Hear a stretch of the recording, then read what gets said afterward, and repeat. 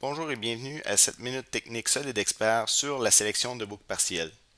Donc, comme on peut voir à l'écran, j'ai une pièce avec une géométrie à plusieurs facettes. Donc, ce qui implique que j'ai plusieurs arêtes.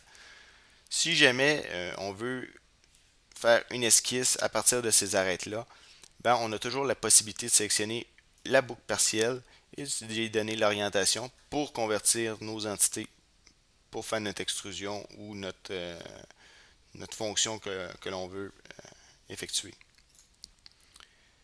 Mais généralement, ce que le monde va faire quand on va sélectionner seulement la portion intérieure, à l'aide du bouton de contrôle, vont sélectionner manuellement les entités qui les intéressent.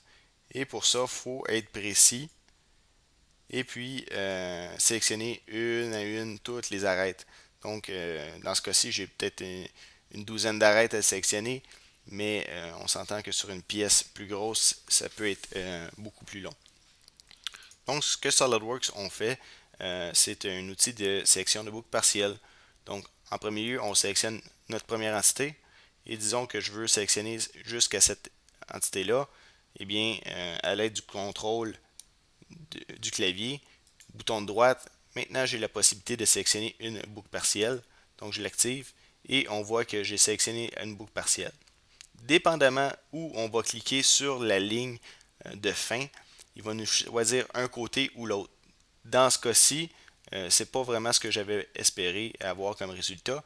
Donc, j'ai cliqué un petit peu trop sur la portion gauche de l'arête ici. Donc, je vais reprendre.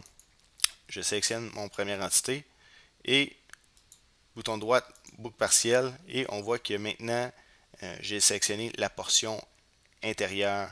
Donc, je pourrais convertir pour faire un muret ou une découpe. Donc, c'était la minute technique solide expert sur la sélection de boucles partielles.